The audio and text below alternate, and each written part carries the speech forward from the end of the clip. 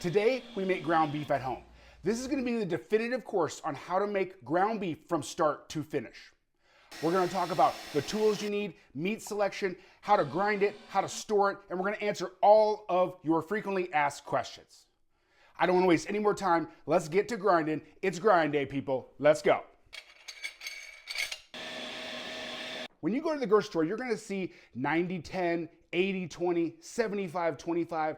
What these numbers mean is the ratio between the lean and the fat. 80-20 ground beef is going to be 80% lean and 20% fat.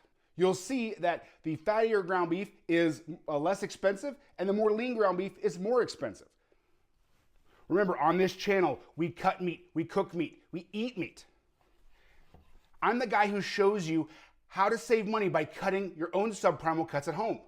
The happy byproduct of that is extra trim, extra fat, these things that we can use for ground beef. And that is how we save the most money, because we don't throw anything away around here. We put it in a bag, put it in the freezer, and when we get enough of it together, we break out the grinder and make some ground beef. Let's first talk about meat selection. When I'm making my ground beef mix, I want to have a base of chuck, sirloin, or round, something that is it's a little tougher cut and it has some character, so when it grinds, it doesn't become all mushy. You can then add 10 to 20% of your trim. Maybe you have some trim from a ribeye, or you have some trim from a strip, or something like that. You can add that mix into there. And then if we have any extra fat, that's how we will increase the fat content and get that right consistency that we're looking for. So I've got trim from a brisket and I think from a New York strip, I just kind of put it all together. I will try to separate as much of the fat and the lean as I can so that we can control that fat content. But we're gonna save it for later and throw it in there. You can always add more fat, you can't take it away. So you gotta be kind of careful when you're adding fat to your grind. Everything we're just cutting into like 1-inch cubes. You can cut it into strips if you like, or whatever you can fit down that grinder chute. But you know, we'll put this in this bowl, and then I'll put both the lean and the fat in the freezer to really make sure it's nice and cold. The secret to great ground beef is to make sure that everything stays nice and cold. We are chilling everything. We don't want the fat to melt, because what's gonna happen if the fat melts, when it grinds together, you're gonna get a mess. It's like, it's gonna be greasy, and it's not gonna have, you want distinct pieces of lean and fat that are coming together when you cook them, not already emulsified. So everything stays cold. One quick aside, we're not going to freeze the meat. We're just gonna get it super cold in the freezer. So it's only gonna be like 30 minutes, put it in the freezer. It's gonna be great. All right, let's talk about tools. Ground beef, we're gonna need a meat grinder. So this is my meat grinder. It is by meatyourmaker.com. It is their 500-watt entry-level meat grinder. It's not too expensive. If you're gonna be doing this a lot, or you're gonna be making sausage or something like that, you might want to invest in a dedicated meat grinder. I can see in the comments already, I don't have a meat grinder. Well, maybe you got one of these. Do you have a KitchenAid stand mixer with a meat grinding attachment? Maybe that could work. The attachment is a little less expensive than buying the whole meat grinder, but by the time you buy the mixer too, it's way more expensive than this dedicated meat grinder. But I will show you the differences today. We're gonna go back and forth. I'm gonna do a little bit of ground beef in the KitchenAid, a little bit in the dedicated meat grinder, just to show you what it looks like, and we'll break them apart and I'll show you how they work. As you can see, the parts are pretty much the same. When you have a meat grinder, you have your housing, you put the auger bit right there in it, and you kind of like twist around until it catches. Then you have your blade, put the blade in.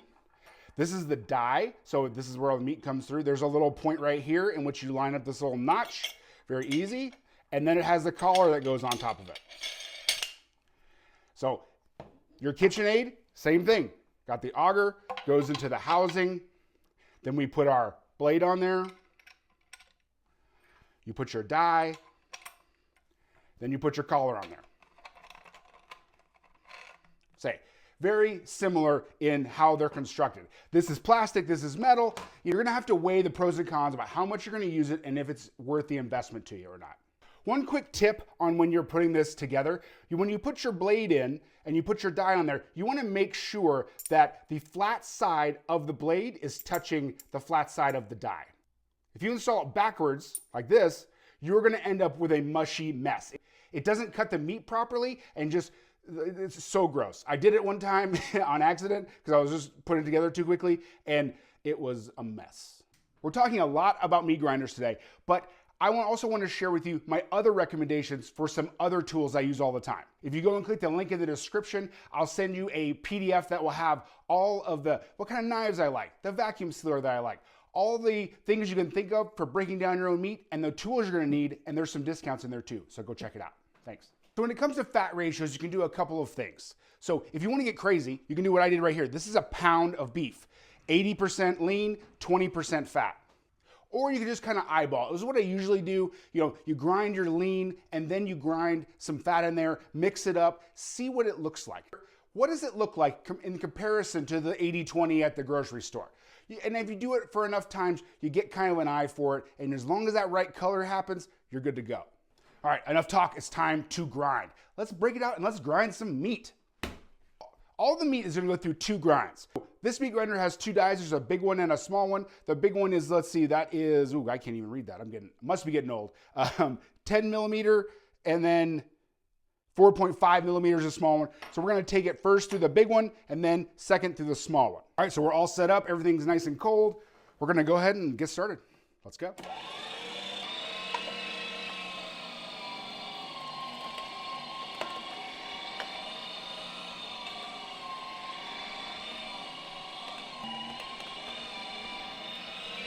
We're going to change out the die and then run it through a second time, and you're gonna see this beautiful ground beef.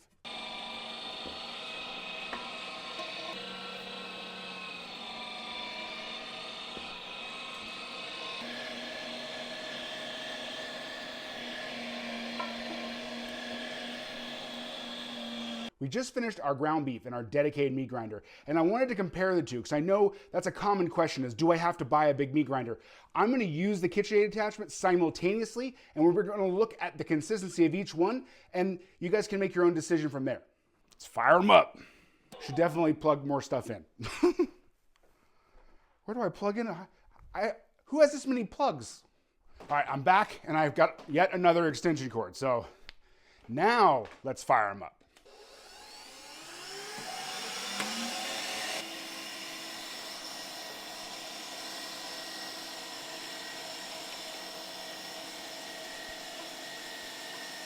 All right, so now time for the comparison. Remember, we put each one through the small die just one time, and you can see the little bit of the difference. This is kind of a more stringy, finer grind, the way that it cut it, and this one's more kind of like a little tubular, like that.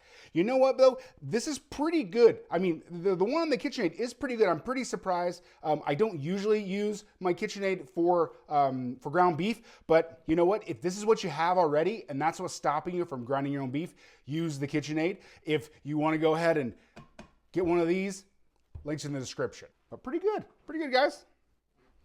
Now we have all our beef ground, and now what are we gonna do with it all? How are we gonna store it?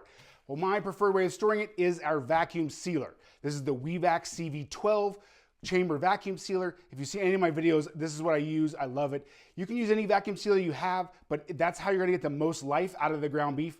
You're looking at 3 to 4 weeks in the fridge and then 2 to 3 years in the freezer. So we're talking a long time when you properly vacuum seal. So I got my bag here. You can put it in about 1 pound, 2 pounds, whatever you want to do, however you use it in your normal cooking. What I do here is I want it nice and flat. So what I'm going to do is I'm going to start, while the bag is open, I'm going to push all the ground beef to the corners so that when it vacuum seals, it's a nice, thin, stackable bag. See, here's our nice and flat bag. We're going to fire up our chamber vacuum sealer and seal it up.